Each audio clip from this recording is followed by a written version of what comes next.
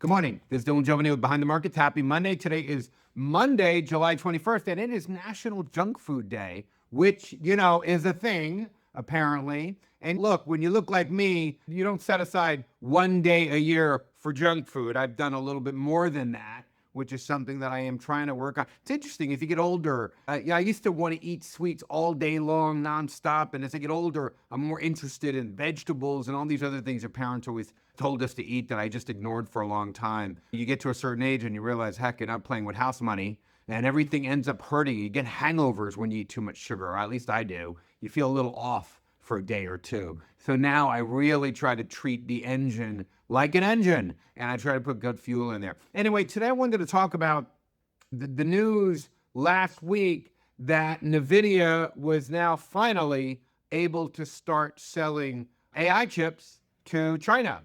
And this is great for Nvidia. It's great for Nvidia shareholders. Not good for national security, though, is it? And the reason the Trump administration and the Biden administration before them stopped letting Nvidia sell these chips is because if a conflict broke out with China, we would not want to face their most advanced weaponry powered by Nvidia's best chips or their second best chips. We just wouldn't want to face that, okay? So both parties, bipartisan, made an agreement that we would not let China get their hands on Nvidia and other advanced semiconductors. Also, we don't want them to win the AI race against us, because whoever wins the AI race will likely win the quantum race, the robotics race. So whoever wins the AI race will likely be the dominant power for the next 100 years. So why on earth did the Trump administration allow Nvidia to begin selling its AI chips back to China again after so loudly proclaiming they can't get their hands on them? Why? Rare earths. We talked about this a couple weeks ago. We started a trade war with China. Now, China wanted AI chips. We need rare earths. Okay, China wants what we have. We need what China has. So China had leverage on us. Okay, so they negotiated what they referred to as a trade truce, I think in Switzerland last month. And the Trump administration didn't really talk about what we had to give up in return. Last week, we found out that the Trump administration has to basically arm our number one geopolitical adversary to get their hands on rare earths. Because if we don't have rare earths, what happens is we can't make cars. We can't make anything, basically. They're basically in everything. F-35, they're basically in everything. So basically, we started a trade war, misunderstanding which side had the leverage.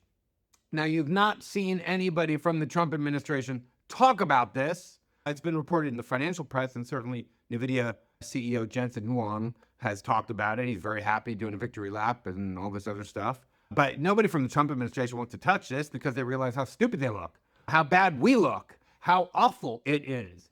Now, as a consolation prize to those of us Americans who realize how much this deal stinks and how China basically took the gun from us and got the chips back that we vowed not to let them have, how bad that is, the Pentagon went ahead and invested in a rare earth manufacturer in America, MP Materials, with the idea that they would become rare earth independent again.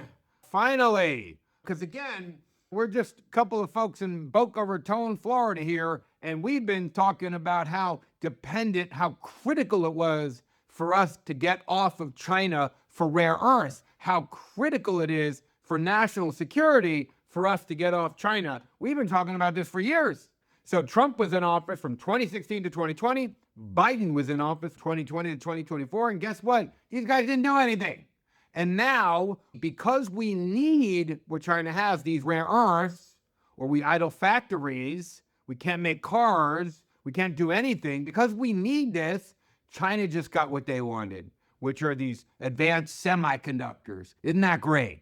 So basically, we just armed our number one geopolitical adversary. So this is a follow-on video to that video that I released last month that really caused quite a stir with a lot of you viewers here, which is great. But here we are. We are arming China with our second most advanced Nvidia chips. Not our most advanced Nvidia chips, but I'm told by people who know that the difference is like minuscule. It's just a change in chips, just a name only, really. And they've already proven that with these chips, they can do some pretty radical and advanced things. This will not age well. I'm glad at least the Trump administration seems to have woke up on the dangers of having your number one geopolitical adversary have a gun at your head with rare earths, and we seem to be serious about making them in America. Finally, our leaders seem to have woken up about this. Anyway, you guys know this is a bugaboo for me. This issue irritates the living bejesus out of me.